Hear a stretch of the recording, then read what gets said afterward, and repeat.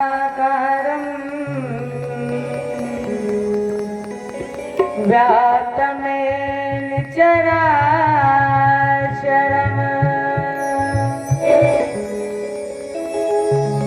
तत्पदं दर्शितं मे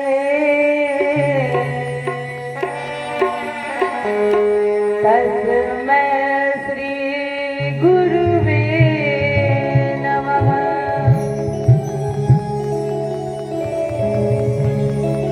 कृष्णाय वासुदेवाय हरये परमात्मने प्रणतक्लेशनाशाय गोविन्दाय नमो नमः। ब्रजे वसन्तं नवनीतचौरम्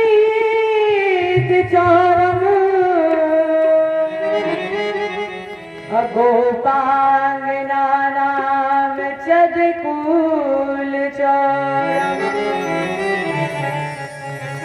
अनेक जन्मार्जित पाप चौरम् चौराग्य गणम पुरुषं नमामि। नारायणं नमस्कृत्य नरं चैव नरोत्तमम् देवीं सरस्वतीं व्यासं ततो जयमुदीरये। गिरिकूटाय ब्रज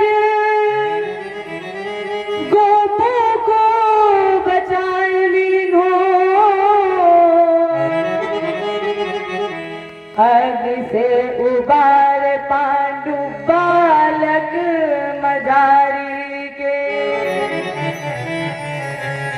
लाखों गज घंटा तले बालक विहंगम को अन्ना क्यों व्रत ने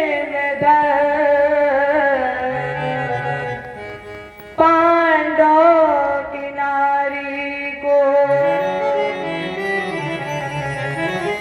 गज की अरज सुन ग्राह से छुड़ायो सी भारत मेरा क्यों प्रण भीष्म ब्रह्मचारी।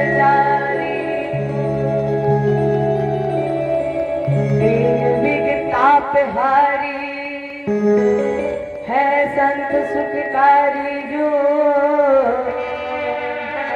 अमोह तो भरोसो वाहिष्यावले बिहारी। हे भारत के सारथी लाखों बार प्रणाम। आकर डोर संभारिए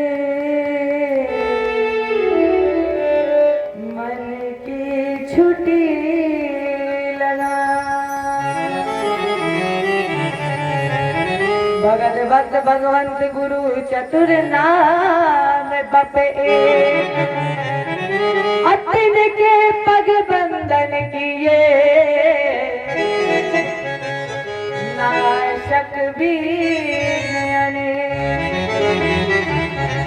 करहु प्रणाम करम मनवानी करहु कृपा शिव के सुत जान। अतुलित बलधाम स्वर्ण शैलावदेहम् अतनु जीवन कृशानम् ज्ञानी नाम गृगणम् सकल गुण निधानम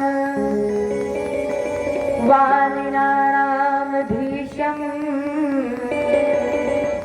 रघुपत प्रिय भक्तम वात जातम नमामि।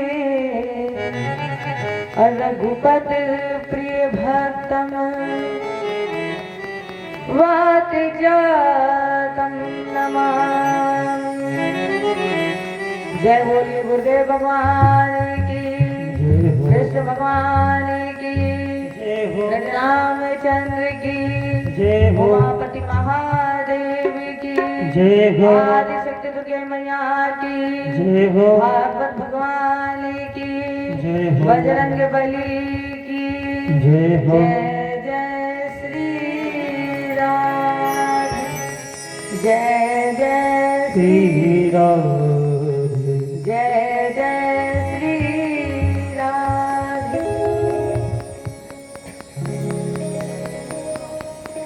यहाँ पर उपस्थित समस्त श्रद्धालु भक्तजन एवं कड़वा में माता है, इस व्यासपीठ से मेरा नमन स्वीकार करें और अपने इष्ट, अपने गुरु गोविंद, अपने बिहारी जी से कहें, लगन तुमसे लगा बैठे।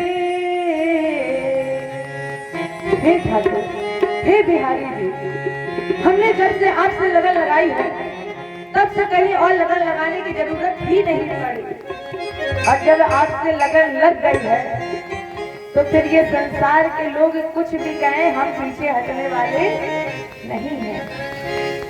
लगन तुमसे लगा बैठे, जो होगा देखा जाएगा। लगन तुमसे लगा बैठे, लगन तुमसे लगा बैठे, जो होगा देखा जाएगा। मैं अपना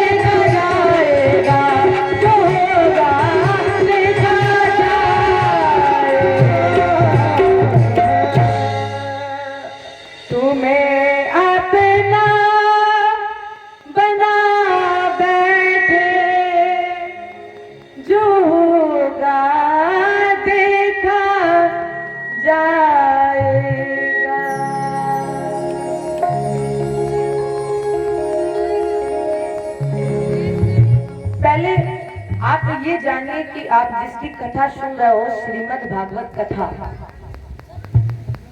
तो ये जानिए कि भागवत है क्या।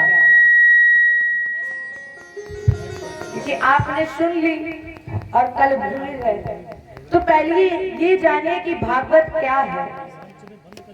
भागवत है समस्त बीमारियों की एक औषधि। जितने भी बीमार हो, अगर भागवत जी की कृपा हुई तो सभी बीमारी दूर हो जाएगी। एक दवा है ये, दैहिक दैविक मानसिक, अच्छाए होए भव की व्यथा, सब रोगन की औषधि एक है श्रीमद् भागवती कथा। समस्त बीमारियों की एक औषधि है। अब इसको किसने लिखा, क्यों लिखा, इसको लिखने का उद्देश्य क्या था, तो पहले ये जानिए। क्योंकि बिन जानना होए प्रतीति, और बिन प्रतीत होए नहीं प्रीति, बिना प्रीत ना भक्त राई, और जिन खगपति जल की चित नाही। तो भागवत क्या है, किसने लिखी, इसका उद्देश्य क्या था लिखने का। भागवत में वर्णमाला के 4 अक्षर हैं, भा, गा, वा और ता। भा माने भक्ति, गा माने ज्ञान, वा माने वैराग्य। जब आपके अंदर भक्ति होगी, ज्ञान होगा, वैराग्य होगी, तब एक अंतिम गति बचती है, वो है ता। ता माने त्याग।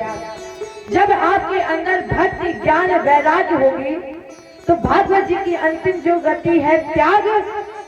तब एक मनुष्य के अंदर जब भक्ति और ज्ञान वैराग्य पराकाष्ठा होगी, तब आप अपने अंदर पैदा करेंगे त्याग को। और त्याग हमारे और आपके लिए केवल एक मुक्ति का साधन है, केवल एक मुक्ति का साधन है।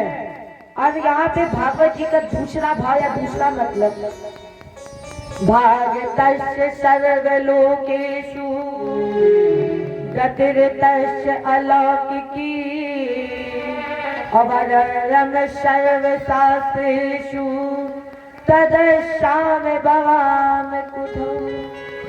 भाव प्रकाश का सूचक है, और जब भाव प्रकाश का सूचक है तब वह निश्चित भव सागर से पार हो जाता है, जिसका लेखन वेद व्यास जी ने द्वापर युग के तृतीय चरण में श्यामप्रयास नाम के आश्रम पर देवर्षि नारद जी की प्रेरणा से, और ये कथा इन्होंने अपने पुत्र सुखदेव जी को श्रवण कराई। कब ये कथा नारद जी ने अपने पुत्र वेद व्यास जी ने अपने पुत्र को कब श्रवण कराई? यदा मृदे कौरव संजयाना अवीरेश्वतो वीरगतम गतेषु ब्रकोदरा विगदा विमर्शयि अभगरो रुदंडे धृतराष्ट्र पुत्रे। जिस समय महाभारत का युद्ध हुआ, महाभारत के युद्ध में महाबली भीम ने अपनी गदा से दुर्योधन दशरथ पुत्र दुर्योधन की दाहिनी जंगा तोड़ दी, और जब दुर्योधन की दाहिनी जंगा तोड़ दी तो यहीं पर महाभारत का विश्राम हो गया। महाभारत क्रांति की कथा है, और जहां क्रांति हुई समझ लो महाभारत हो गए। अब जब दुर्योधन की दाहिनी जंगा टूट गई तो इन्हीं के एक मित्र थे अश्वत्थामा। अश्वत्थामा को पता चला, दुर्योधन ने कहा, अरे अश्वत्थामा, मैं ये चाहता हूं कि 5 पांडवों की हत्या करके भीम का शर मेरे सामने लेकर आओ। अश्वत्थामा ने कहा ये कोई बड़ी बात है? अरे ये तो मेरे बाएं हाथ का खेल है, मैं अभी जाता हूँ और 5 पांडवों की हत्या करके भीम का शर आपके सामने लाता हूँ। लेकिन अश्वत्थामा भूल गया था, जाको राते साइया मार सके ना कोई, बाल न बाका कर सके जो जग बैरी हुई। लेकिन अश्वत्थामा भूल गया था, जिसके जीवन रूपी भाग दौड़ हमारे ठाकुर जी के हाथ में है। ठाकुर जी ने अर्जुन के केवल रथ को नहीं आंका है, बिहारी जी ने अर्जुन के केवल रथ को नहीं आंका है, अर्जुन के जीवन रूपी दृश्य की भाग दौड़ हमारे बिहारी जी के हाथ में है। और अश्वत्थामा वही भूल गया। इधर कन्हैया ने 5 पांडवों को हटा करके द्रौपदी के 5 पुत्र लिटा दिए। अब अश्वत्थामा को तो पता नहीं। अश्वत्थामा गया और 5 पुत्रों की हत्या करके ईश्वर लेकर आया। दुर्योधन से कहा, भैया दुर्योधन, ये लीजिए भीम का शर, मैंने 5 पांडवों की हत्या कर दी है। और जैसे ही दुर्योधन ने उस पुत्र का शर लिया और दोनों हाथ से बीच से चीर दिया, तो दुर्योधन ने कहा, अरे अश्वत्थामा, तुमने ये क्या कर दिया है? ये भीम का शर नहीं है, तुमने तो द्रौपदी के 5 पुत्रों की हत्या कर दी। भीम का कोई शर कद्दू नहीं है जो इतनी आसानी से टूट जाए, वो तो बड़ा मजबूत है। अब अश्वत्थामा संकोच में पड़ गया कि मैंने ये क्या कर दिया, अनर्थ कर दिया है मैंने। इधर सुबह हुई, द्रौपदी जी कक्ष में गई और द्रौपदी ने जैसे ही देखा कि मेरे 5 पुत्रों की हत्या हो गई, तो जरा सोचो, जिस माँ की सामने 5 पुत्रों मृत पड़े हो, तो उस माँ की दुर्दशा क्या हुई होगी। इधर अश्वत्थामा पश्चाताप में जा रहा था, इधर द्रौपदी बोली, अरे ब्रह्मा, जब तुम्हें मेरे 5 पुत्रों को मुझसे छीना ही था, तो मुझे माँ बनाया ही क्यों था? अरे ब्रह्मा, तो कितना निर्दयी है, कितना कठोर है, मुझसे मेरे 5 पुत्रों को छीन लिया। और जब छीनना था तो मेरी कोख में ये 5 पुत्र लाए क्यों थे? ब्रह्मा, माता के पहले लाल मरे, और ये नियम न मैं चलने दूंगी, बूढ़ों के पहले बच्चों की किस तरह चिता जलने दूंगी। मैं अभी जीवित हूँ और मेरे 5 पुत्र इतने छोटे थे, जब मैं बूढ़ी हूँ, मैं जवान हूँ, तो मेरे बच्चे को मुझसे छीन लिया। अब इधर कन्हैया अर्जुन का हाथ पकड़े टहलते हुए मुस्कुराते हुए आ रहे थे। कन्हैया ने कहा, बहन क्या हो गया, क्यों रो रही हो? द्रौपदी बोली, भैया कन्हैया, आज से आज तक कोई बात नहीं छुपी है, आपको कुछ बताने की जरूरत नहीं है।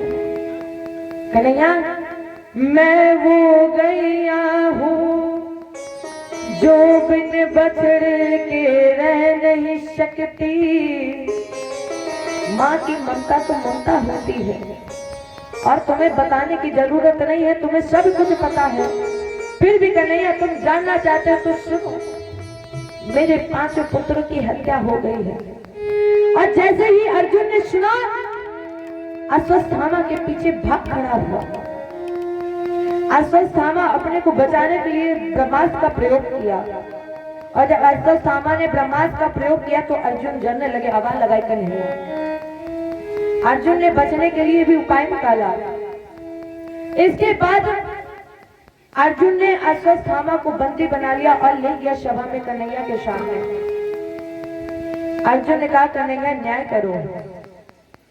भगवान कृष्ण ने कहा, अर्जुन, बाल हत्यारे की सजा क्या है? तुम इतना मुझे बताओ कि बाल हत्यारे की सजा क्या है? अर्जुन ने बोला मृत्युदंड। कन्हैया बोले फिर मार दो। बाल हत्यारे की अगर सजा मृत्युदंड है तो फिर मार दो, लेकिन ये ब्राह्मण है। भगवान कह रहे हैं अर्जुन से, ब्रह्म बंधु हंतव्य आता ताई बदाहरा। आता ताई का वध कर देना चाहिए, लेकिन ये ब्राह्मण अवध है, इसे पूजिए, ब्राह्मण को पूजना चाहिए। और अर्जुन, अगर ब्राह्मण का अनहित कर दिया जाए तो उसका वंश नहीं चलता है, क्योंकि विप्र वंश की अश प्रभुताई और अभय होए जो नहीं दिवाए। तो ब्राह्मण का अनित कर दिया जाए तो उसका वंश नहीं चलता है। परिणाम स्वरूप अर्जुन ने अश्वत्थामा का सामाजिक बहिष्कार कर दिया। सामाजिक बहिष्कार करने के बाद भगवान कृष्ण द्वारका जाने की तैयारी करने लगे। सभी लोग भगवान की विदाई करने के लिए आए और सबसे अंत में आई बुआ कुंती। बुआ कुंती ने प्रणाम किया, कृष्णाय वासुदेवाय। कुंती ने भगवान को प्रणाम किया और कहा, महाराज जी, देवकी नंदनाय चा नंद गोप कुमाराय और गोविंदाय नमो नमः। इस श्लोक में 32 अक्षर है, और अगर आपको 32 ना याद हो तो 16 अक्षर याद कर लो, और अगर 16 ना याद हो तो 8 अक्षर लगभग सबको याद हो। गोविंदाय नमो नमः। इस मंत्र को उच्चारण करने से 1 महीने के पाप नष्ट हो जाते हैं। तो बुआ कुंती ने कहा, भगवान कन्हैया प्रार्थना की, नमः पंकज नाभाय और नमः पंकज मालिने और नमः पंकज नेत्राय नमस्ते पंकजाभ्यये। जब बुआ कुंती ने उस प्रार्थना की, स्तुति की, तो भगवान ने कहा, बुआ वर मांग लो, हम बहुत प्रसन्न हैं। बुआ कुंती ने कहा, कन्हैया अगर आप मुझे कुछ देना चाहते हैं तो दे दीजिए, दुख। भगवान ने कहा, बुआ आपको इतने दुख मिले अभी तक, फिर भी आप दुख से छठी नहीं। अब मैं आपसे कह रहा हूं कि वर मांग लो, तो आप दुख मांग रही हैं। अरे आपके जीवन में इतने दुख रहे हैं, फिर भी आप दुख मांग रही हैं। बुआ कुंती ने कहा, कन्हैया मैंने सुना है कि लोग तुम्हें दुख में याद करते हैं, सुख में कोई नहीं याद करता है, और जब मेरे पास दुख होंगे तो कम से कम आपकी याद तो आती रहेगी, क्योंकि सुख भी तो तुम्हारे हैं और दुख भी तो तुम्हारे हैं। छोड़ू मैं किसे भगवान, दोनों तो तुम्हारे हैं। और कन्हैया जब दुख और सुख दोनों तुम्हारे हैं तो फिर लोग कहते हैं कि दुख में याद करते हैं, ये सच्चाई भी है। सुख में भगवान को लोग भूल जाते हैं, लेकिन जब दुख आता है, संकट आता है, तो सब भगवान को याद करते हैं, मंदिर जाते हैं कि प्रभु मेरी रक्षा कर लो। और जब दुख में याद करते हैं तो ठाकुर जी मुझे केवल दीजिए दुख, क्योंकि दुख भी मुझे प्यारे हैं और सुख भी मुझे प्यारे हैं। छोड़ू मैं किसे भगवान, दोनों मुझे प्यारे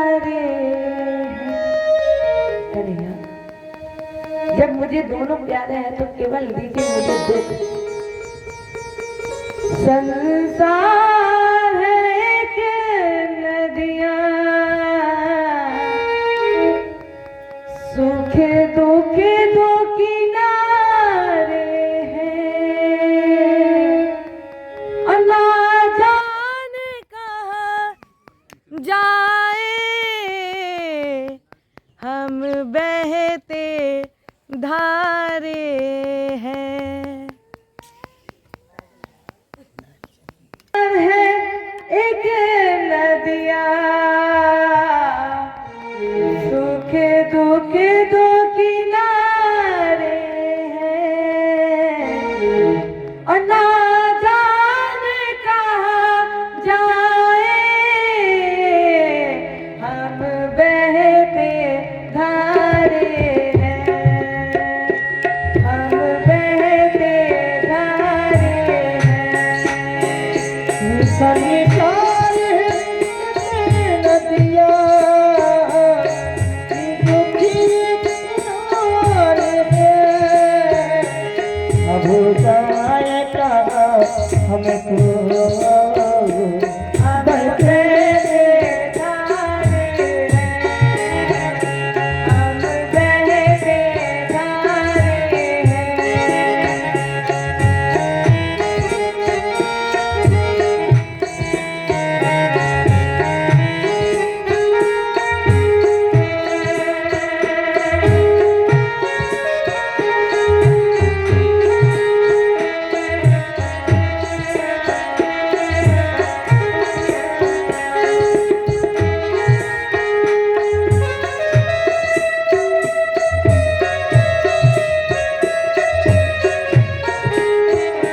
कोई भी किसी के लिए अपना न पराया है,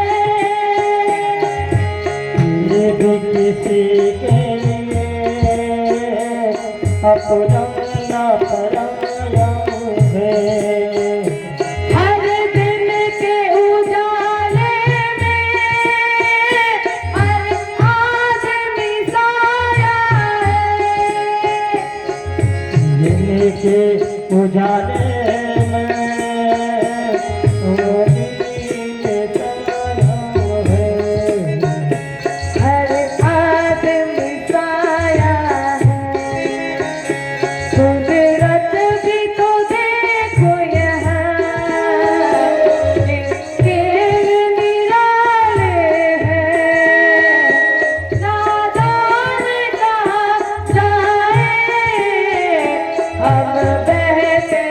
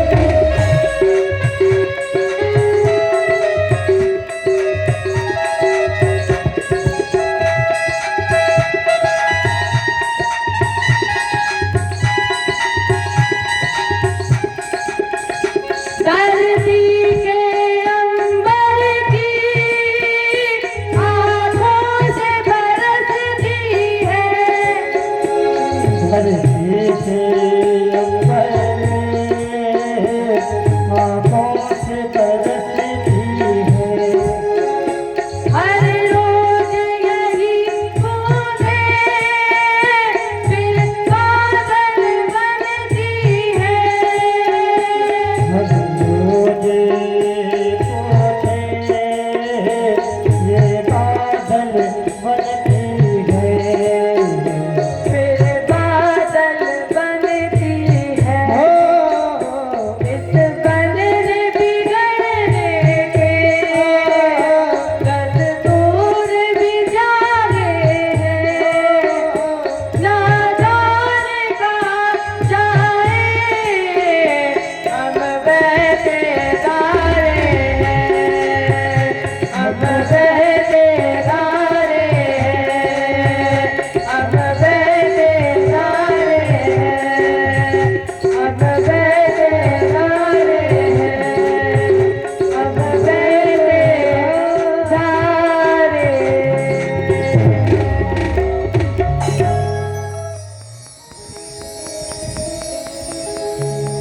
संसार है एक नदिया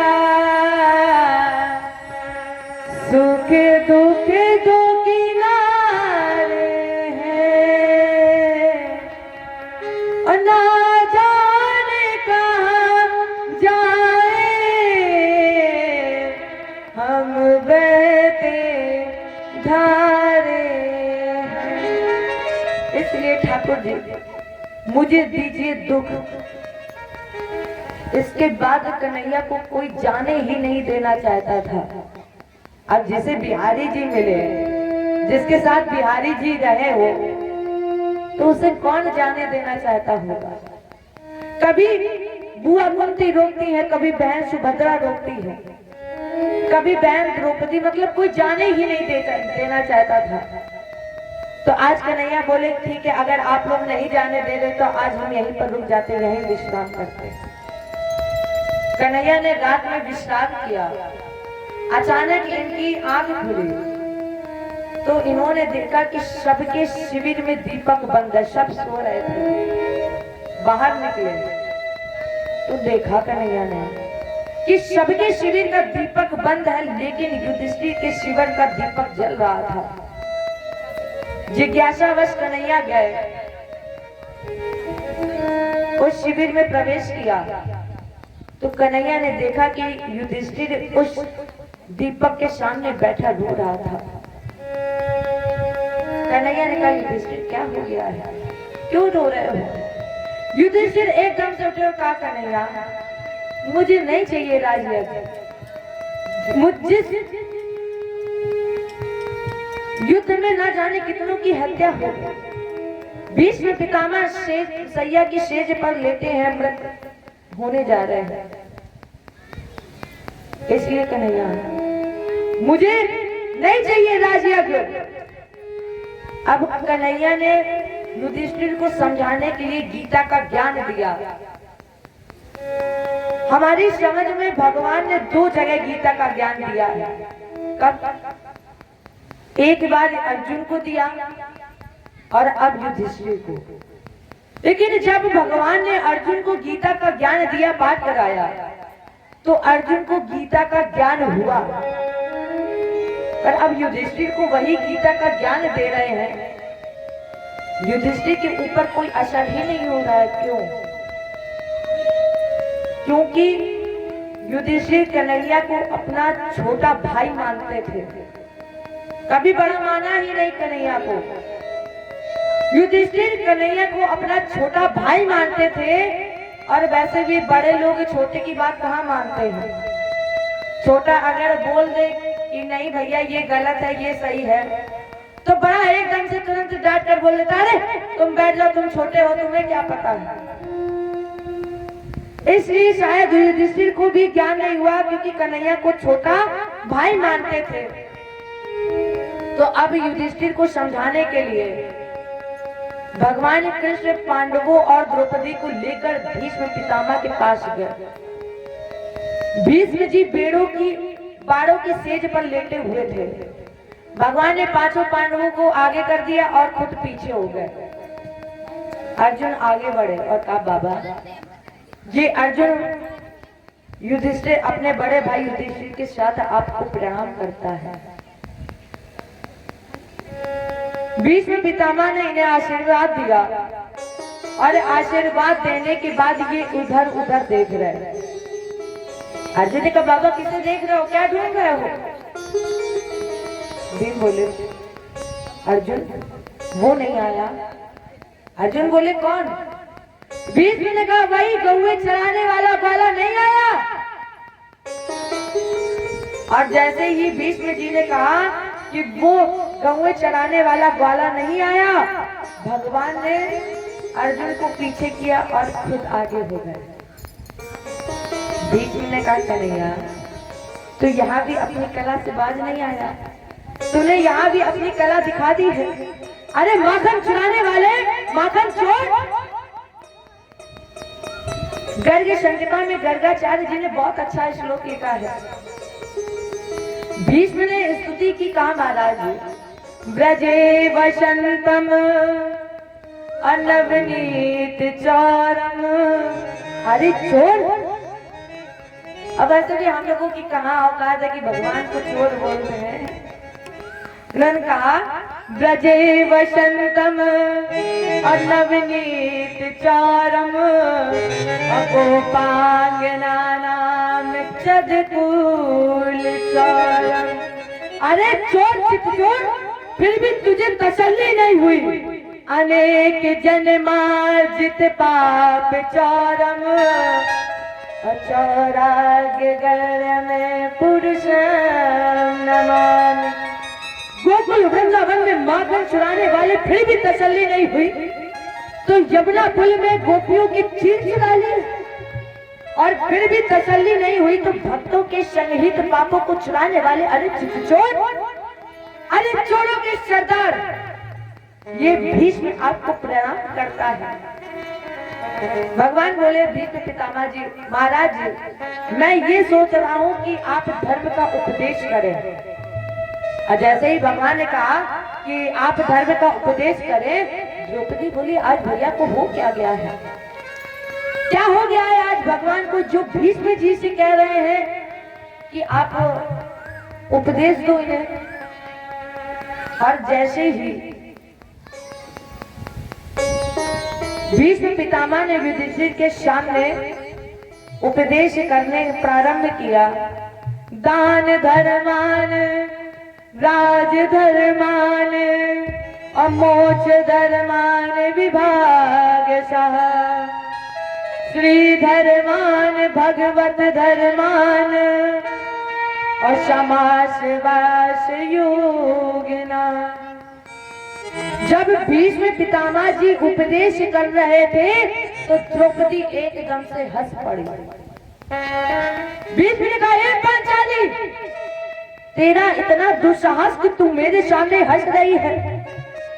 तुम्हें पता है जब भीष्म हस्तिनापुर में बोलना प्रारंभ करता था तो तेरी बुआ कुंती भी सर झुका लेती थी, और तेरा इतना दुस्साहस कि तू मेरे सामने हंस रही है। द्रौपदी ने कहा बाबा मैं इसीलिए तो हंस रही हूँ कि जब आप हस्तिनापुर में बोलना प्रारंभ करते थे ना तो मेरी बुआ कुंती भी सर झुका लेती थी, लेकिन उस समय आप क्यों नहीं बोले जिस समय मैं बोल रही थी। पिता महाराज जी मैंने सभा में जितने भी लोग बैठे थे सबको पुकारा था, तब कोई क्यों नहीं बोला। अरे आज आपको धर्म याद आ रहा है। उस समय धर्म कहा गया था जब मेरे चीर खींचा जा रहा था पूरी सभा के सामने,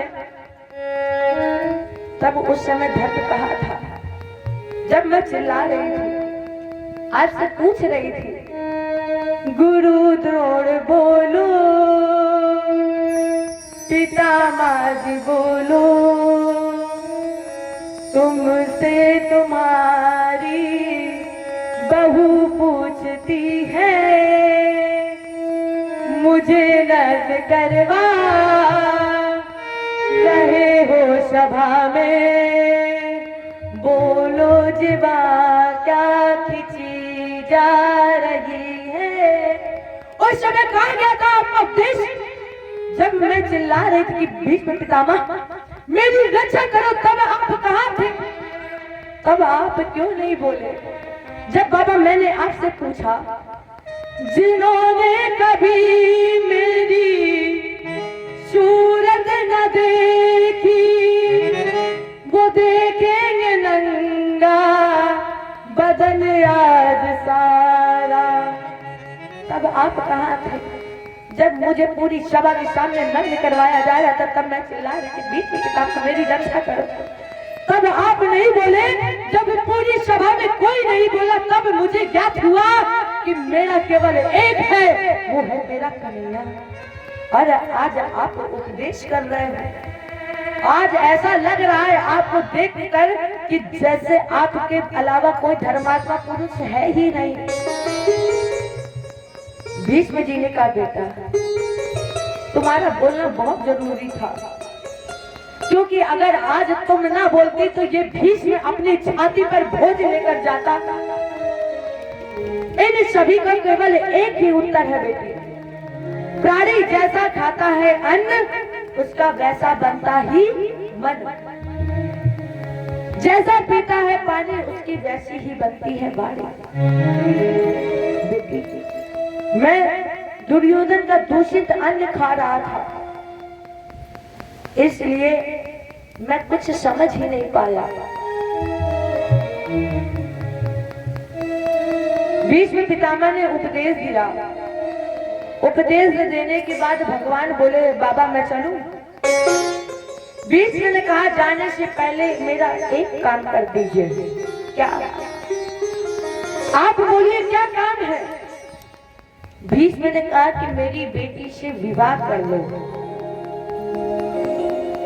अब जैसे ही भीष्म जी ने कहा कि मेरी बेटी से विवाह कर लो, कोई तो कुछ नहीं बोला, लेकिन अर्जुन तो भीष्म पितामह के सर पर चढ़े थे। कोई कुछ नहीं बोला। अर्जुन बोले, ये बताइए कि लोग कहते हैं कि आपकी शादी नहीं हुई, आप बाल ब्रह्मचारी हो, तो फिर आपकी बेटी कहाँ से आ गई? तो भी बताइए बाबा मेरी दादी कहाँ है? भीष्म ने कहा, अरे पगले तुम नहीं समझोगे। क्यों?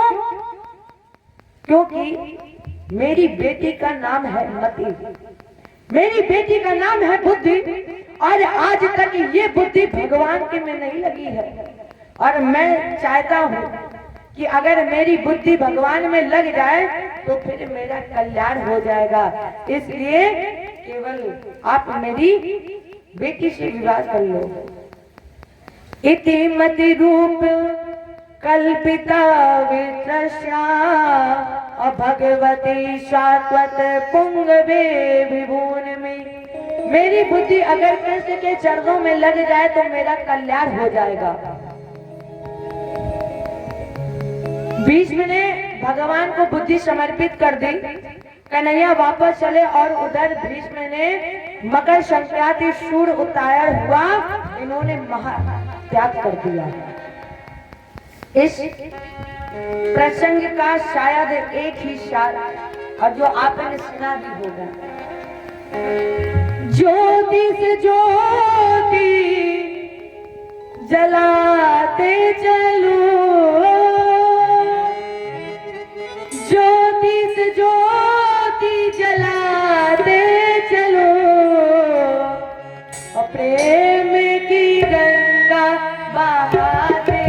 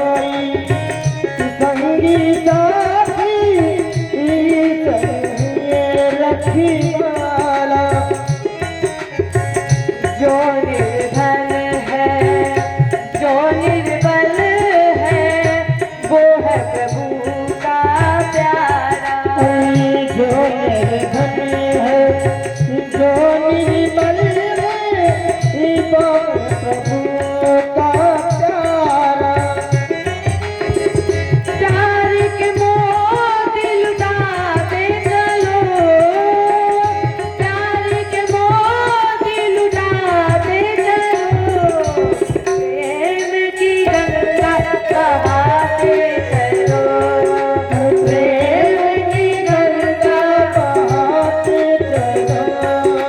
राह में आए जो दीन दुखी, राह में आए जो दीन दुखी, उनको गले से लगाते चलो, प्रेम की गंगा बहाते चलो। जय हो।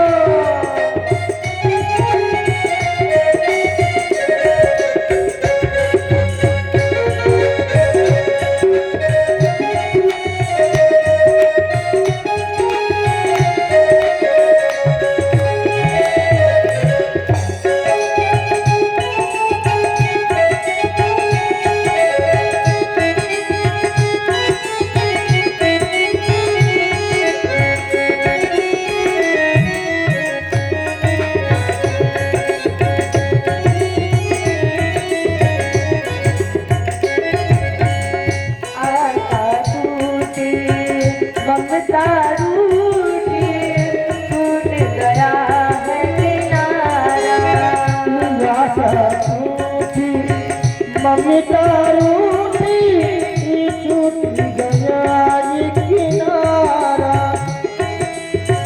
बंद करो मत द्वार दया का, कुछ तो दे दो सहारा। बंद करो मत द्वार दया का, कुछ तो दे तो सहारा। दीप दया का जलाते चलो, दीप दया का जलाते चलो, प्रेम की गंगा बहाते चलो, हर प्रेम की गंगा बहाते चलो। ज्योति से ज्योति जलाते चलो, ज्योति से ज्योति जलाते चलो, प्रेम की गंगा बहाते चलो, प्रेम की गंगा बहाते चलो, प्रेम की गंगा बहाते चलो।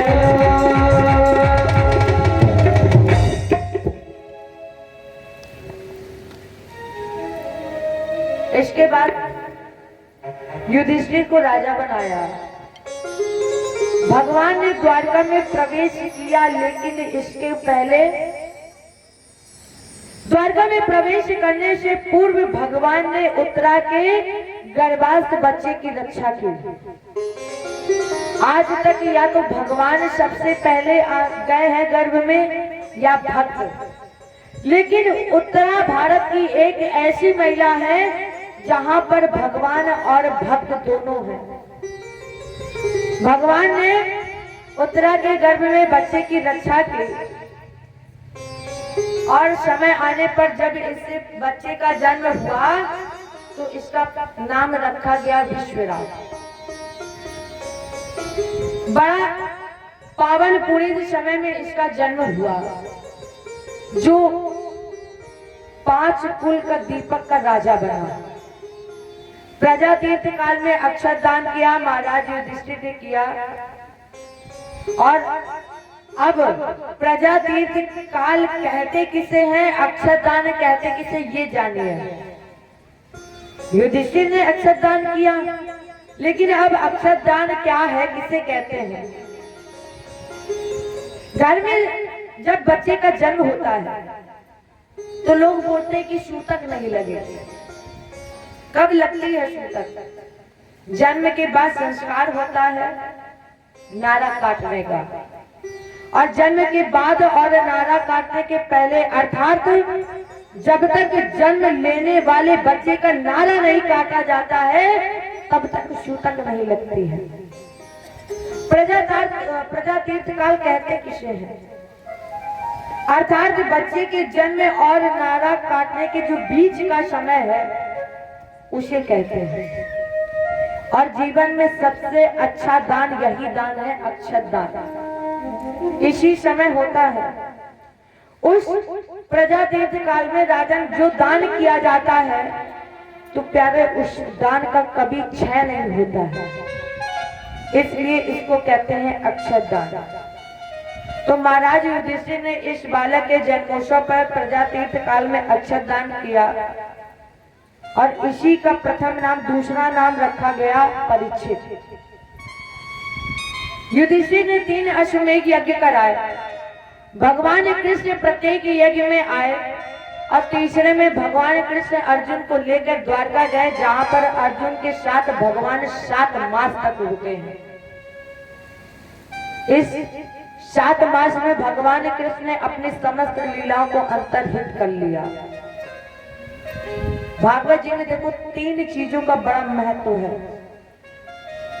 भागवत जी की कथा में 2 चीजों का महत्व है, एक तो भादों के महीने का और एक 7 दिन का।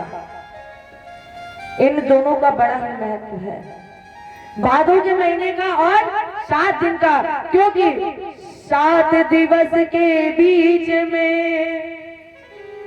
होगा मरघट वास, सोने सी काया जले कोई न हो बेपास। इसके बाद जब अर्जुन 7 मास बाद लौट के आए तो कन्हैया नहीं आए। युधिष्ठिर ने पूछा कन्हैया कहाँ है? अर्जुन ने कह दिया कन्हैया है नहीं। तो अर्जुन युधिष्ठिर ने राजा को परीक्षित बनाया और उत्तराखंड की यात्रा की। परीक्षित का जब राजा प्रारंभ हुआ तो राजा परीक्षित ने अपने मामा उत्तर की पुत्री इरावती से विवाह किया, जिससे 4 पुत्र पैदा हुए। सा उत्तरस्य तनया मुपेने इरावती से विवाह किया, जिनसे 4 पुत्र पैदा हुए थे, जनमेजय, श्रुतसेन, भीमसेन और उग्रसेन। परीक्षित के 4 पुत्र हुए। ये वो धर्मात्मा परीक्षित है जिन्होंने कलयुग को जीता है। सूत जी ने कहा, अब तो आपने बढ़िया बात बताई कि राजा परीक्षित ने कलयुग को जीत लिया है, और जब राजा परीक्षित ने कलयुग को जीत लिया तो फिर कलयुग को बंधन मुक्त क्यों कर दिया? कलयुग को जीत लिया तो रखे रहते, फिर बंधन मुक्त क्यों कर दिया? ये वृत्तांत मुझे सुनाइए।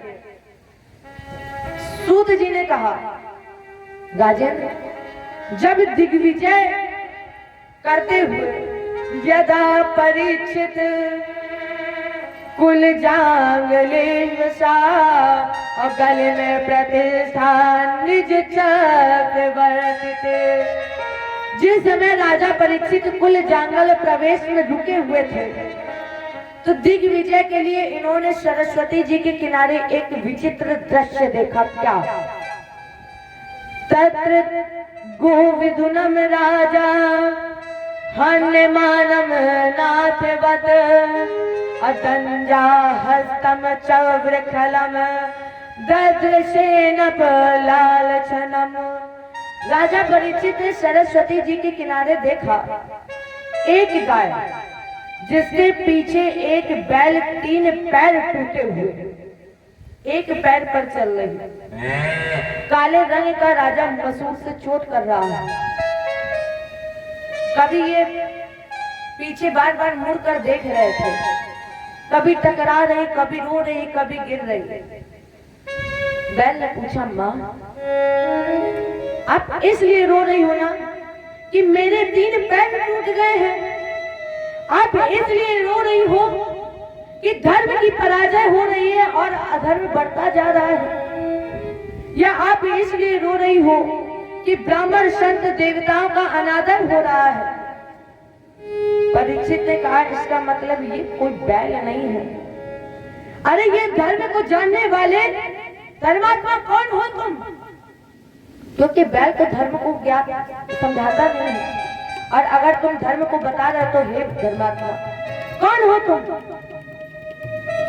उसने कहा, राजेंद्र, ये जो तुम गाय देख रहे हो ना, ये गाय नहीं है, ये पृथ्वी है और मैं बैल नहीं धर्म है। अब राजेंद्र ये बात हमेशा याद रखना कि धर्म के 4 चरण हैं। धर्म के 4 चरण है। पहला चरण है तपस्या, लेकिन तपस्या रूपी धर्म का चरण अहंकार से टूट गया है।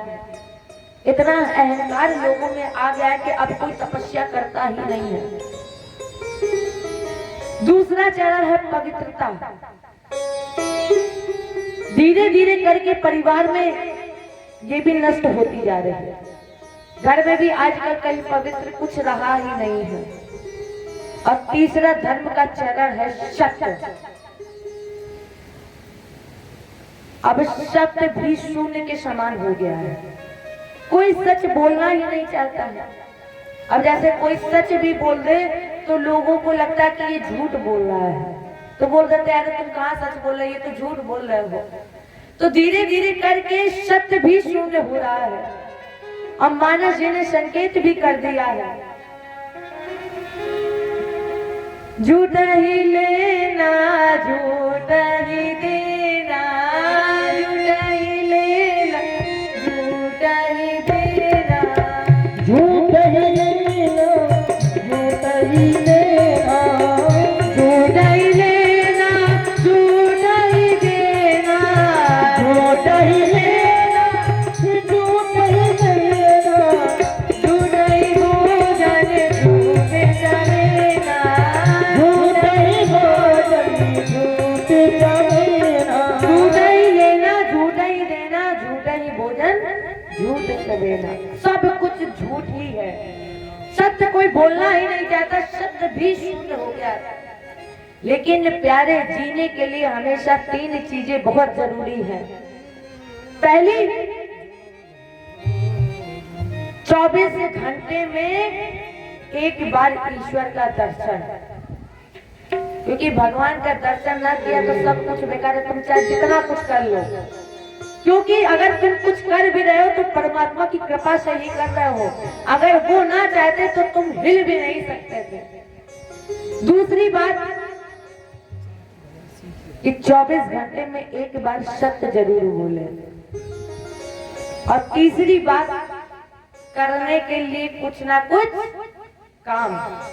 और जब काम नहीं होगा, एक जगह बैठे रहोगे, और अगर अचानक से आपसे कोई बोल दे कि जरा दीदी वहां चलो, और जब काम ही नहीं करना है, एक जगह बैठे तो हाथ पैर जाम हो जाएंगे। थोड़ा सा चलोगे, अरे हम थक गए हैं, अब नहीं जाना हमें। तो प्यारे, जीने के लिए ये 3 जरूरी है। और चौथा चरण है दान। अब दान में भी मिलावट हो रही है। पहले जब दान किया जाता था तो एक हाथ से दान किया जाता था और छुपा कर किया जाता था कि दूसरे हाथ को भी ना पता चले कि हमने क्या दान किया, कितना दान किया। और अब एक दान करेंगे नहीं, कहो 1 रुपए भी दे तो लोगों को बस ये सुनना है कि हमने दान किया, इसलिए माइक से अनाउंस करो कि हमने 1 रुपए दान किया है। लोग अब जनवाते हैं कि हम दान कर रहे हैं। क्या पहले दान नहीं होता था? होता था, तब भी नाम होता था। लेकिन अब तो ऐसे ऐसे नाम हो गए कि 1 रुपए दिया कि नाम बोलो। अगर नाम नहीं बोला तो मुंह फुलाते घर पे बैठ जाए कि पंडित जी ने हमारा नाम ही नहीं बोला। तो राजा परीक्षित ने कहा कि तुम रो क्यों रहे हो? अब धर्म पर बाढ़ चढ़ाया कलयुग का भेदन करने के लिए, और जब बाढ़ चढ़ा दिया तो कलयुग भयभीत हो गया, कांपने लगा। और कलयुग ने राजा परीक्षित के चरणों में सर झुका दिया, शरणागत हो गया और कहा कि मेरी रक्षा करिए। राजा परीक्षित ने कहा देखो, कलयुग को रहने के लिए 4 स्तंभ दिए हैं। द्वितम पानम स्त्रिया सूना, अयत धर्मश दुर्विधा। पहला स्तंभ दिया जुआ। जुआ भी ऐसी चीज हो गई कि लोग खेलते हैं, खेलने के बाद जीत जाते हैं तो सोचते कि अब हम जीत गए तो चलो एक बार और बाजी लगा लें। अरे जीत गए तो चुपचाप घर पे बैठो। मान लो तुमने दूसरी बार बाजी लगाई, हार गए तो सब कुछ चला गया। सबसे बेकार चीज बाजी है। दूसरी शराब, खुद तो बेचैन, शराब पी खुद बेचैन, घर वाले बेचैन, और घर वाले को तो छोड़ो पूरे मोहल्ला ही बेचैन। इतना बेचैन है कि कौ पड़ोसी की साइकिल बेच के ही एक पौवा लेकर आजा चढ़ा ले। तीसरा दिया चरित्र का पतन। स्त्री का सब कुछ चरित्र है, और अगर एक बार चरित्र चला जाए तो फिर वापस लौट कर नहीं आता है। चौथा स्थान दिया हिंसा। लेकिन राजा परीक्षित ने कहा कि मुझे रहने के लिए एक स्थान और दीजिए, कलयुग, सोना। मुझे स्थान दीजिए सोना। कौन सा सोना? वो सोना नहीं जो रावण के पास 50,000 सोना है लगता है, वो वाला सोना नहीं। या जो विभीषण के पास है वो नहीं, या जो वो क्या नाम है उसका, कुंभकर्ण दिन भर सोता रहता था, वो वाला भी सोना नहीं। फिर कौन सा सोना चाहिए? भगवान का एक नाम है हिरण्यगर्भा। हिरण्य माने होता है सोना। अब यहाँ पर विवेक का अगर प्रयोग किया जाए तो किस सोने में भगवान है और किस सोने में भगवान नहीं है जानिएगा। जो धर्म से धन कमाया गया और धर्म से धन कमाने के बाद जो विरासत में पैतृक संपत्ति के रूप में जो धन मिला, वो हमने ठाकुर जी के चरणों में लगाया, ठाकुर जी के निवास में लगाया। वहां भगवान विराजते हैं, ना कि जो अधर्म से, अन्याय से, अनिति से कमाया गया धन। वो कलयुग है, वो कलयुग है। तब राजा परीक्षित के सर पर कलयुग कब तक नहीं बैठा? जब तक राजा ने पैतृक संपत्ति का भोग किया। राजा परीक्षित के सर पर कलयुग कब बैठा? जब राजा परीक्षित ने पापी जरासंध के मुकुट को सर पर बांध लिया, तब राजा परीक्षित के सर पर कलयुग बैठा है। और जब बुद्धि के केंद्र पर कलयुग बैठ गया तो एक बार राजा परीक्षित एक श्रमिक आश्रम पर पहुंचे। महात्मा जी समाधि में बैठे हुए थे, इसलिए इन्होंने प्रणाम नहीं किया। अब इन्होंने प्रणाम नहीं किया, इसलिए इनका एक अपराध पक्का हो गया। अब जब इन्होंने प्रणाम नहीं किया तो अब इनकी मृत्यु की नींव रख गई। उसके ऊपर से इन्होंने दूसरी गलती, दूसरा अपराध कर दिया। इन्होंने एक मरा हुआ सर्प उठाया और शमी जी के गले में डाल दिया। जैसे ही शमी जी के गले में सर्प डाला, परिणाम स्वरूप शमी के पुत्र श्रृंगी जी ने इन्हें श्राप दे दिया। इति लंघित मर्यादम अतर्क्षते शब्द में हनि, अहो अधर्म पालाम अपेनवाम बलि भुजाम। जिसने ये अधर्म किया है वो कान खोल करके सुन ले। आज के ठीक 7वें दिन उसकी मृत्यु तक्षक नाग के काटने से हो जाएगी। और जैसे ही राजा परीक्षित को श्राप लगा तो राजा परीक्षित ने सोचा कि अब इस दुनिया में रहने का क्या मतलब है? कोई मतलब नहीं है। जब मुझे 7 दिन बाद जाना ही है, जब मेरी मृत्यु हो ही जाएगी, तो इन्होंने तुरंत त्याग का निर्णय कर लिया। अपने ज्येष्ठ पुत्र जन्मेजय को राजा बनाया और जन्मेजय को राजा बनाकर मुजफ्फरनगर शुक्रताल वटवृक्ष की शीतल छाया में उपस्थित हुए और यहाँ पर संत संप्रदाय का आगमन हुआ। भृगु वशिष्ठ च्यवन से गौतम और मेवातिथिर देवल देवरातौ रामस्य कथा गाति सुतस्य सातुलो अम्रकंड पुत्रात्ज पुत्र लागा। प्रगुण वशिष्ठ चमन गौतम पराशर नारद पराशर पुत्र वेदव्यास जी यहीं पर संत सनातन समागम के लिए एकत्रित हुए। अब चर्चा प्रारंभ हुई। उसी समय एक विचित्र घटना घटी। संतों ने देखा कि एक दिव्य प्रकाश, सब चिल्ला रहे थे कि पागल आ रहा है, लेकिन पागल का मतलब क्या है? पागल का मतलब, पहले तो पागल को अगर उल्टा लिखा जाए तो बनेगा गलपा। इसका मतलब है जो अपने आप में खुद को गला ले वो पागल है। वो पागल पागल नहीं जो हंसते हैं वो तो है, वो अलग की बात है। लेकिन जो अपने आप में खुद को गला ले उसे संसार के कामी विषय लोभी कपट पागल ही कहते हैं। अब जब ये चल रहे थे तो उस तरफ देखा महाराज, तत्रा भवद भगवान व्यास पुत्रो और यदर्च्छया गामत मनोपरेक्षा अलच लिंगो निज लाभ तुष्टो अव्रतश बलर वधूत वेशा।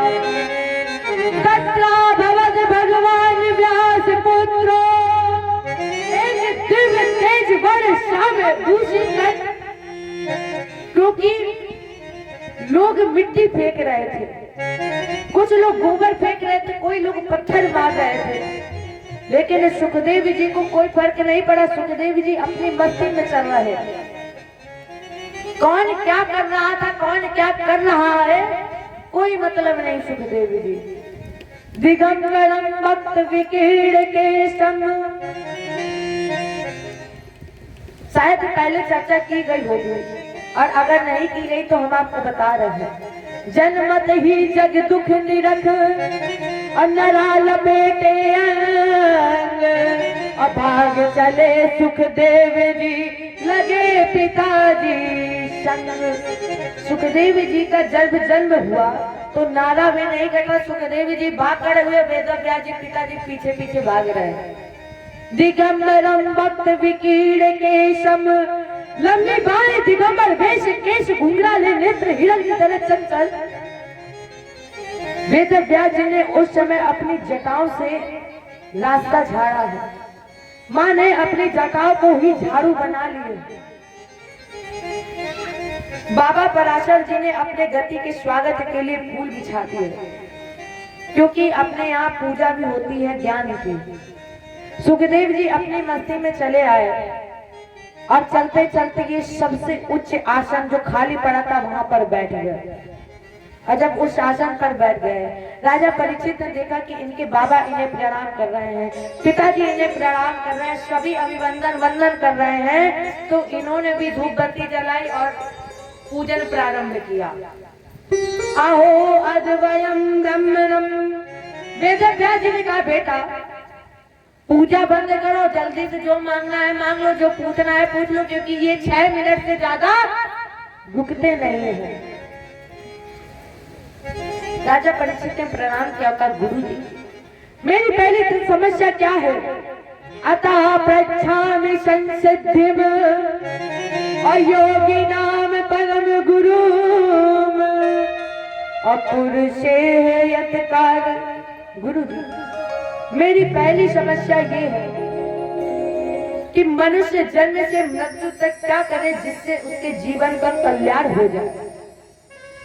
क्या करे मनुष्य जिससे जन्म से मृत्यु तक उसके जीवन का कल्याण हो जाए? और महाराज जी मेरा दूसरा प्रश्न ये है कि जिस प्राणी की मृत्यु संग निकट है, जो जल्दी मरने वाला है, उसे क्या करना चाहिए जिससे उसका कल्याण हो जाए? सुखदेव जी ने कहा राजा तुमने बहुत सुंदर प्रश्न किए हैं। यहाँ पर सुखदेव जी ने मंगलाचरण भी नहीं किया। सुखदेव जी अपने आप में प्रथम वक्ता है। इन्होंने मंगलाचरण भी नहीं किया और कहा कि मानव कल्याण के लिए तुमने सबसे सुंदर प्रश्न किए हैं, इसलिए हम तुम्हारे सामने प्रश्नों का उत्तर देने जा रहे हैं। अगर प्राणी कल्याण चाहता है तो एक सूत्र हमेशा याद रखे, क्या? मोह मूल बहुसूल प्रद त्याग तम अभिमान, अब जाऊं राम रघुनायक कृपा सिंधु भगवान। अगर मानव कल्याण चाहता है तो फिर त्याग दे भगवान के सामने अभिमान, उसका स्मरण, उसके चरणों, उसके उनकी कृपा के पात्र। क्योंकि गीता में भी भगवान ने कहा है, अमिते का चिरम ब्रह्म अव्याया हर मामन स्मरम, अयात्राय तजल देहम संयात परमम गति। भगवान कृष्ण ने कहा, हे अर्जुन, जो ओम शब्द रूप का ब्रह्म का जो सर्वथा दोषों का परित्याग करके भजन करता है, चिंतन करता है, वो अर्थात मुझे ब्रह्म भव को प्राप्त कर लेता है। अब ऐसे भी मुख की पवित्रता शायद राम के नाम को गाने में है, संसार के एक दूसरे की बुराई करने में नहीं, बल्कि मुख की पवित्रता है राम का नाम गाने में। और भगवान को कौन से भक्त प्यारे हैं? निर्मल मन जन सो मोहि पावा, निर्मल मन जन सो मोहि पावा, निर्मल मन जन सो मोहि पावा, निर्मल मन जन सो मोहि पावा, निर्मल मन जन सो मोहि पावा, मोह कपट छल से बिना भावा, मोह कपट भगवान को कौन से भक्त प्यारे हैं? निर्मल मन जन सो मोहि पावा, मोह कपट छल छिद्र न भावा। जिसके मन में निर्मलता हो, जिसका हृदय सच हो, उस हृदय में भगवान विराजते हैं। मुखे पवित्रम यदि राम नामम, और हृदय पवित्रम यदि ब्रह्म ज्ञानम, हस्तो पवित्रम यदि पिंड दानम, अपादो पवित्रम यदि तीर्थ गमनम। राजेंद्र, अगर मानव कल्याण चाहता है तो सर्व सुलभ उपाय, जो भी कुछ तुमने किया, क्योंकि उन्हीं की कृपा हुई तभी तुमने किया, और जब कुछ किया तो करने के बाद केवल एक वाक्य बोलते सब कुछ आपका पूरा हो जाए। कौन सा वाक्य? ओम ब्रह्मात्मनम अस्तु।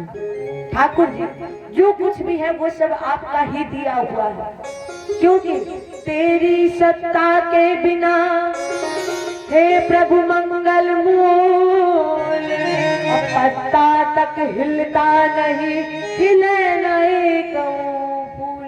क्योंकि आपके बिना कुछ भी नहीं होता है, इसलिए प्यारे जब भी मौका मिले परमात्मा का नाम जरूर गाएं। 24 घंटे में एक बार जरूर ईश्वर का नाम गाएं। और जब ये मानव शरीर बनाया है कि बड़े भाग्य मानुष तन पावा, और जब बड़े भाग्य से ये तन मिला है तो फिर गाँव भजन क्या दिक्कत है? कितना बढ़िया निर्माण किया है। और जब वो निर्माण करते करते थक जाता है तो एक दिन में ब्रह्मा जी के, हमारे और आपके 1000 चतुर्रूप बीतते हैं। अर्थात ब्रह्मा जी के एक दिन में 1000 सतयुग, 1000 त्रेता, 1000 द्वापर और 1000 कलयुग। इतनी ही लंबी ब्रह्मा जी की रात है।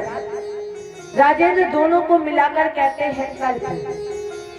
जब परमात्मा एक से अनेक होता है तब वो भिन्न भिन्न निर्माण करता है। ब्रह्मा जी के द्वारा 10 प्रकार की सृष्टि का निर्माण भी वही कराता है।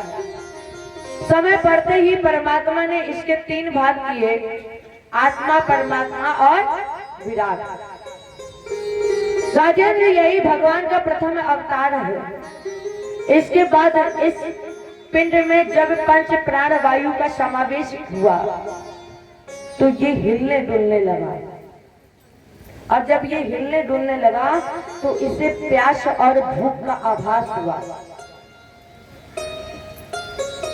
परिणाम स्वरूप इसमें एक एक अंग का निर्माण हो गया, और जैसे ही मुख का प्रादुर्भाव हुआ, इसमें अग्नि देवता ने निवास किया और हमें आपको बोलने की क्षमता दी। ये जो निर्माण हुआ है हम लोगों का, कैसे हुआ है, किन किन देवता ने निवास किया, ये हम आपको बता रहे हैं। मुख का प्रादुर्भाव होने के बाद मुख के अंदर तालु का निर्माण हुआ, जिसमें वरुण देवता ने निवास किया, जिससे हमें आपको स्वाद लेने की क्षमता मिली। इस पिंड में नाक का निर्माण हुआ, अश्विनी कुमार ने प्रवेश किया, जिससे हमें और आपको सूंघने की क्षमता मिली। आंख का निर्माण हुआ, सूर्य भगवान ने प्रवेश किया, जिससे हमें आपको देखने की क्षमता मिली। कानों का निर्माण हुआ, दिशाओं ने प्रवेश किया, जिससे हमें आपको सुनने की क्षमता मिली। इस पिंड में त्वचा का निर्माण हुआ, वायु देवता ने प्रवेश किया, जिससे हमें आपको स्पर्श करने की क्षमता मिली। एक एक निर्माण होने के साथ साथ इसमें एक एक देवता ने प्रवेश किया है, और हमें और आपको एक एक नई शक्ति प्रदान की। इसकी नाभि से, कमल के पुष्प से ब्रह्मा जी का प्राकट हुआ। अब जब ब्रह्मा जी का प्राकट हुआ तो ब्रह्मा जी ने देखा, सोचा कि हम चारों तरफ देखें कैसे। परिणाम स्वरूप इनके 4 मुख हो गए। तो अब इन्होंने सोचा कि मेरा जन्मदाता कौन है, किसने मुझे जन्मा है, किसने पैदा किया है। तो ये पता लगाने के लिए ब्रह्मा जी उसी कमल की नाभि में प्रवेश कर गए। प्रवेश करने के बाद 100 दिव्य वर्ष तक उस भरे जलाशय में अपने जन्मदाता को ढूंढा। जब नहीं मिले तो फिर कमल की नाभि में आए, और अब ये फिर चिंतन करने लगे कि मेरा जन्मदाता कौन है, किसने मुझे जन्मा है। और ये चिंतन ही कर रहे थे, तब तक जल की लहरें टकराने लगी। जल की लहरें टकराने से वर्णमाला का 16वां अक्षर और 21वां अक्षर सुनाई दिया।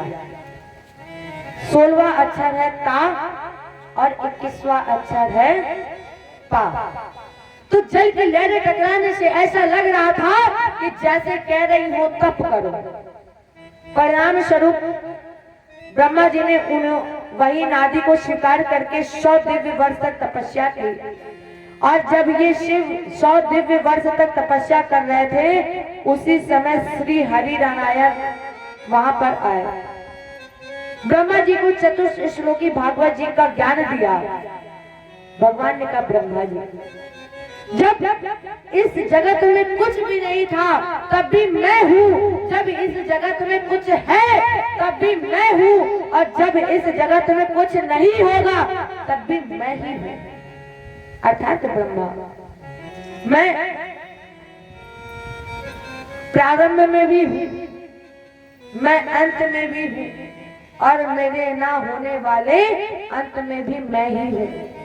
इतना ही नहीं, जो भी कुछ तुम्हें दृष्टि गोचर हो रहा है ना, यही मेरी माया है,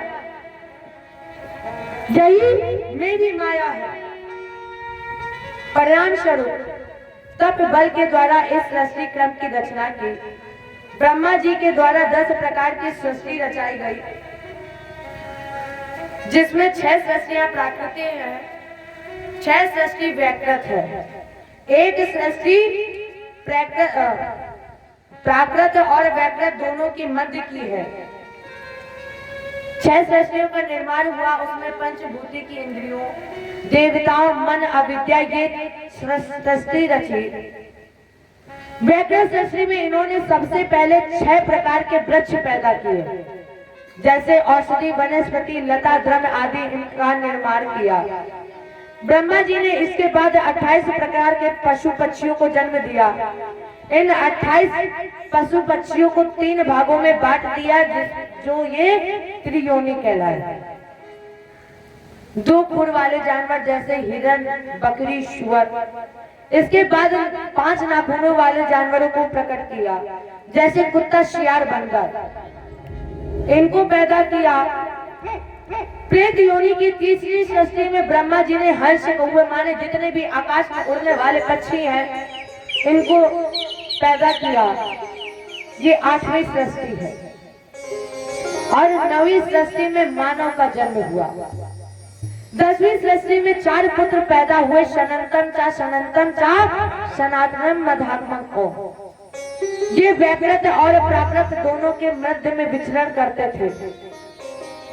ये हमेशा बाल्यावस्था में रहते थे, तो इन्होंने ब्रह्मचर्य ले लिया।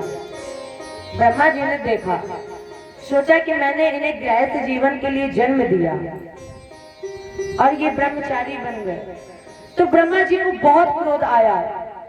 इनके बहुओं पर इतना बल पड़ा कि इनके मस्तिष्क जो पसीने की एक बूंद गिरी, इससे नीलमण बच्चे का जन्म हुआ। ये जन्मते ही रोने लगा, इसलिए लोगों ने इसका नाम रख दिया रुद्र। इनका विवाह हुआ, लेकिन जो इनका सृष्टि क्रम था वो ब्रह्मा जी को अच्छा नहीं लगा, इसलिए इन्होंने तपस्या करने के लिए भेज दिया। पुराणों अनुसार ब्रह्मा जी के मानस पुत्र मन से, मारीची, नेत्र से, अत्रि, मुख से अंगिरस, माने 10 पुत्र हुए। इसके बाद शरीर से ब्रह्मा जी की बारिश से सरस्वती जी का प्राकट हुआ। और जब सरस्वती जी का प्राकट हुआ तो इनके जो 10 पुत्र थे वो हाय हाय करके चिल्लाने लगे, तो ब्रह्मा जी ने अपना शरीर त्याग दिया। जो कुछ भाग कोयला बना और कुछ शीत, कुछ भाग इनका असुरों ने ले लिया। परिणाम स्वरूप ब्रह्मा जी के फिर 2 भाग हुए, जिससे बना एक नर और दूसरा नारी। नर का नाम है स्वयंभू मनु और नारी का नाम है शतरूपा। हिरराज और हिरण्यकश्यप हुए। हिरराज ने पृथ्वी का हरण कर लिया, और जब हिरराज ने पृथ्वी का हरण कर लिया तो भगवान ने पृथ्वी अवधरण के लिए, यहाँ पर भगवान का प्रथम अवतार होने जा रहा है। जब हिरराज ने पृथ्वी का हरण कर लिया तो भगवान ने पृथ्वी अवधरण के लिए ब्रह्मा जी की नासिका छिद्र से, कितने छोटे बनकर आए हैं भगवान, नासिका छिद्र से प्रकट हुए, जिनका नाम रखा गया वराह। जय बोलिए वराह भगवान की। और जब इनका जन्म हुआ तो भगवान ने हिरण्यकश्यप का उद्धार किया, और हिरण्यकश्यप का उद्धार करने के बाद भगवान ने पृथ्वी को टिकाया। लेकिन ये जन्म कैसे थे? बिल्कुल अंगूठे के रूप में। एक क्षण नहीं लगा भगवान को। जैसे ही भगवान ने हिरण्यकश्यप का उद्धार किया, अपने शरीर को फड़फड़ाया तो भगवान का स्वरूप गगनचुंबी, और जो रोम, जो जब शरीर को फड़फड़ाया, जो रोम, जो बाल झड़ गए, वो पृथ्वी पर दार बन गए। अब ये जानिए कि वराह मतलब क्या है और हिरण्यक्ष मतलब क्या है। वराह मतलब है संतोष और हिरण्यक्ष मतलब है लोभ। परमात्मा आपको सब कुछ दे, ध्यान से सुनिएगा।